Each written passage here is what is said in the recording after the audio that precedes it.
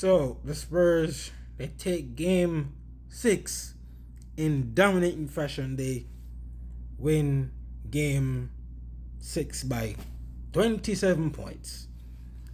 Now, this game only had interest and intrigue in the first half. The Spurs, they really got up and they got out. One thing I noticed about the Spurs, by the way, able to win this game in such a dominating fashion, up and down, running. There was a track meet, running up and down the court, up and down the court. I believe OKC is showing a bit of tiredness, a bit of weakness in that area. Because Jada, what did he do tonight? He was cleared because the hamstring has been bothering all season, but he's been cleared. Not much impact from him. Wemby really made a difference tonight. He really did. Anytime Victor Wembanyama has a first half like this against the series, they always won. 22 points, 6 rebounds, 9 of 16 from the field, 4 of 8 from 3 in 17 minutes in the first half. Anytime he's in the paint, he's dominating, he's kicking it out, he's getting rebounds. Anytime he has numbers like this in the first half, the Spurs are in a better position to win. They really are. He's really the difference maker. Now, even with Victor's great first half, terrific first half, the OKC Thunder were able to make a run and they cut the lead down to 7 at halftime. It was 60-53 in favor of the Spurs. Now, where this game really turned was the third quarter. Oh my gosh. San Antonio just was hitting everything and OKC went cold. They went like 7.5 minutes of game time without scoring, missing 13 straight shots. I think that was like 22 minutes real time. They could not hit a shot. I think what broke the unanswered run was a Chet Holmgren. Was it also a putback layup? Or no, it wasn't. I think it was a drive through the lane, a step through to the lane, and he put it up. But for what it was worth in that third quarter is what went everything went wrong for OKC. It was San Antonio just going up and down the court, up and down, outrunning them like Usain Bolt, just running up and down the court. And for some reason, they couldn't stop him. Whatever. No one on this OKC team just straight buns, garbage. A pile of dog dude. This is what Isaiah Hartenstein just be spamming that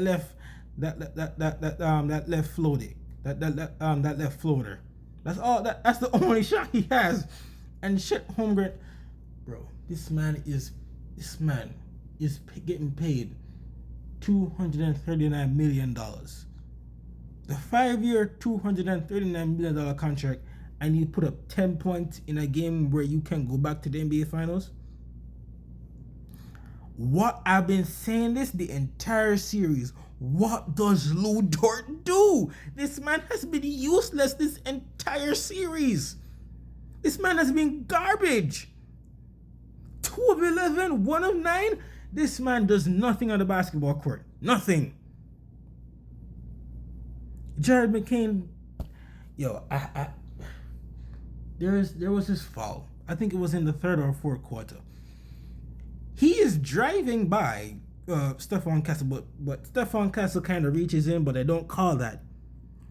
But in the process of him, Stephon Castle reaching in and McCain driving by, he hits him in the face. He hits Stephon Castle right in the face, and while he also does that, he stops and does the Trae Young and sticks his posterior out, and that's a foul on Stephon Castle. How?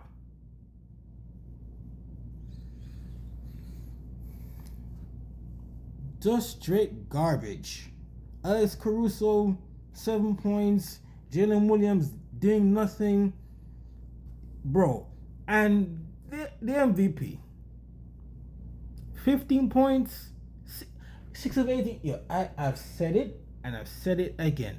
Shea Gilgeous-Alexander has had one good game. One.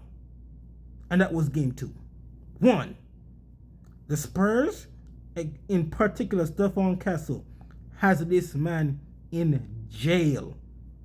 Not jail, prison. In prison. Clamps. One good game. One. Another balanced effort, another good game from the Spurs. Because when Wembanyama plays like this, they're very hard to beat. They're very hard to beat. They really are.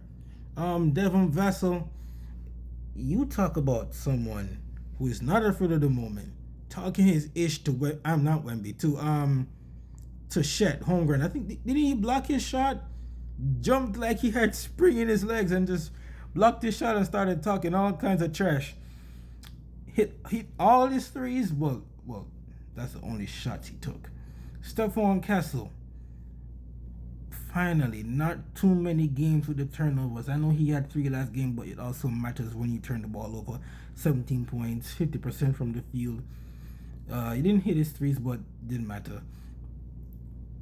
De'Aaron Fox, I love you, bro, but 5 points in 26 minutes. You can't repeat that again in Game 7. You can't hold up. You can't do that in Game 7. You can't do that in Game 7.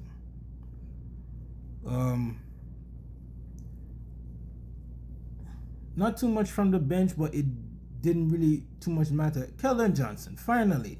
Well, still single digits, but I think when it comes to the 7th game, you're going to need more than 9 points. You're going to need more than 9 points because the refs are not going to. The refs are going to be in favor of OKC, so you're more than likely she's going to get to the foul line a lot. This can't happen again. But as I said from the beginning of this series, it's going 7, and it will go 7. I said OKC in 7, but if the Spurs somehow pull another one out of the hat, I do not mind. I am just here. I just want to see good basketball, but I can't wait for Game 7. It should be a movie. I can't wait.